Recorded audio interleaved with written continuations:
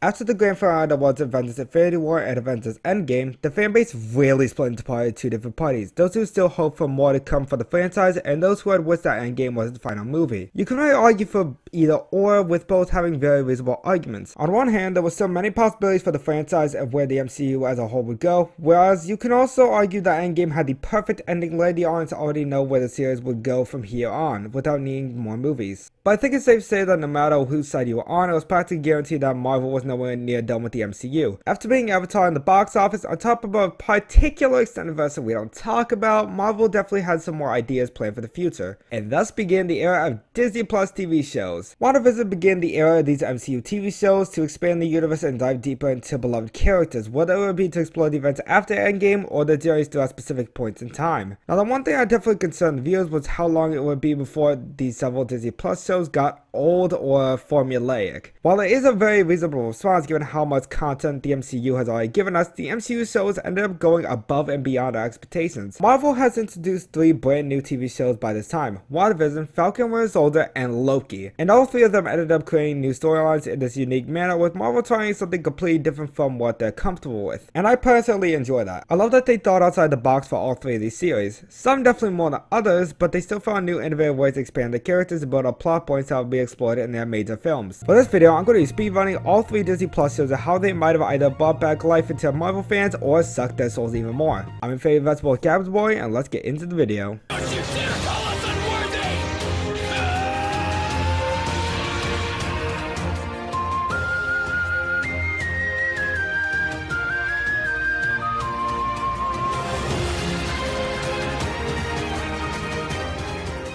On to the first MCU TV show. WandaVision is just a lighthearted little TV show with silly jokes for kids. What? What is it? What's wrong?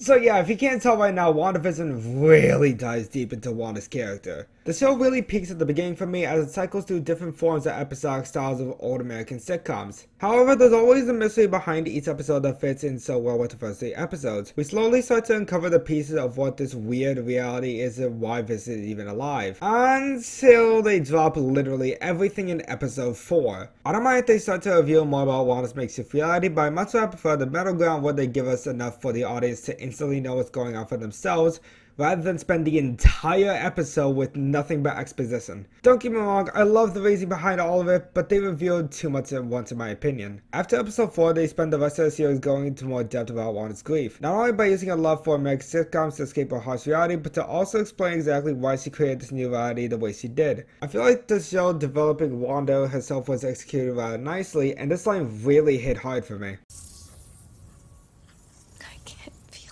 But they kinda dropped the biggest bombshell in the series a little too soon for my taste, and everything seemed to be going decent until the finale. This finale was just nothing but basic MCU final battle stuff, and it drastically lowered the quality of the show. It took away the unique direction of the show and turned it into this generic magic battle, and the only scenes with Vision were the only things that made the finale watchable for me. You are familiar with the thought experiment, the ship of Theseus in the field of identity metaphysics. Starts a conversation like that. I just sat down. Everything revolving Wanda and her powers really confused me, with one of the most laughable shots in MCU history, and the post-credits scene gave me no further investment in the show. Most of the episodes have very unique directional style. I really loved how different the show got it with its settings and how the style of the show tied into Wanda's character. But my god, that finale. Falcon and the Winter Soldier is definitely the least innovative out of the 3 when it comes to style and direction. Not that I'm saying the show is boring or anything, but it's definitely more leaning towards the traditional MCU style and direction. But the themes it focused on that the MCU normally does is executed perfectly in the series.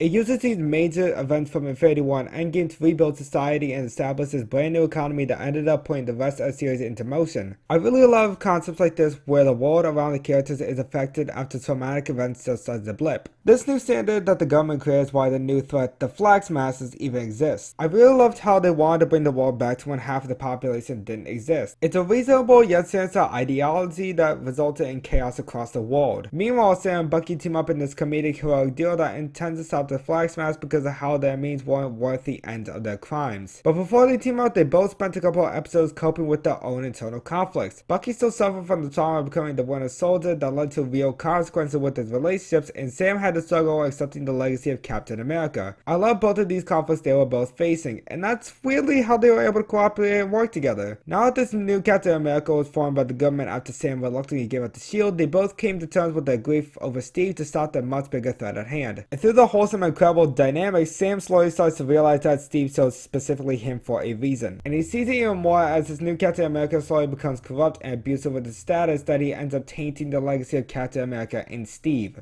It's not until the last couple of episodes that Sam finally accepts the role of Captain America and stops Flag Smashers while proving to the government the process of change and what it truly means to grow as a community. This show dives deep into very serious and real topics of racism and oppression that ends up paying off in the end. Sam speaks to the senator on how America's most powerful unit needs to do better at building the economy after the blip was one of the most powerful scenes in the MCU. Look, you people have just as much power as an insane god or a misguided teenager. The question you have to ask yourself is, how are you going to use it? Okay, enough guessing. Time to talk about how this is probably the weakest out of the three. Oh my Cabbage, you went on a whole speech of how amazing it is. How could it be possibly worse than WandaVision or Loki? Yeah, don't get me wrong, I love 90% of the show, but like WandaVision, the finale was painfully average. They turned the biggest asshole on the show into some hero that I'm supposed to believe changed so drastically that fast, and I felt absolutely nothing about the power book reveal. Sam's journey and Bucky's grief were the strongest points of the show. The Flag Smashers are great in concept, but nothing about what they did really stood out to me. And don't get me wrong, I really loved how antagonistic John Walker was, but they tried to redeem him far too quickly in the finale. Everything else was just kinda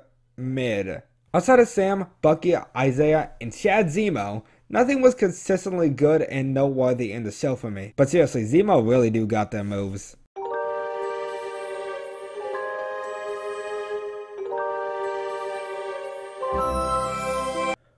Oh boy, time to finally get into undoubtedly the best MCU TV series to date. Why is it so undoubtedly? Because it's the only one that had a confirmation of a season 2 after the finale. Checkmate, Falcon Winter Soldier. But seriously, this is easily the most creative MCU has ever gone with its already existing concepts. The show really focuses on MCU's concepts of time travel and sheds light on the concept even more than Endgame did. Really? And who should we have?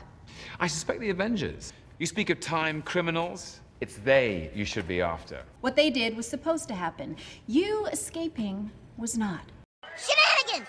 Shenanigans! Shenanigans! I could honestly make an entirely separate video on how masterful and genius the show is, so I'll try to keep this brief. Loki not only recontextualizes Loki's character and explores the true aspects of his personality, but it also uses time travel in the MCU to create this entire system behind how time flows throughout the entire universe. It astounds me how they utilize time travel to create this conflict of having free will at the expense of reality, or maintaining the flow of time for the expense of free will. They use this morally gray area to develop and establish both old and new characters throughout the series, having everlasting consequences for both ends of this debate. This, along with the cinematography of the show, is what sells the entire series. The use of music, special effects, camera angles, lighting, it all comes together to create this beautiful show that goes beyond anything I expected from the MCU. And my god, the acting of the show is just flawless. Not only did Tom Hiddleston do an astounding job of playing the role of Loki differently than what we'd usually see from the character, but all the actors for these new characters really stood out. Jonathan Majors as Kang was one of the best performances I've seen from the MCU. The way he talks and moves his finale created this eerie and creepy atmosphere as Loki and Sylvie stared down this deluded madman that controlled every aspect of time. I can honestly go on and on about how the show is, in my opinion, one of the best pieces of MCU content. But for now, I'll just leave it with this. Loki to me is the most innovative and unique MCU TV show that has some of the best cinematography I've ever seen from the MCU.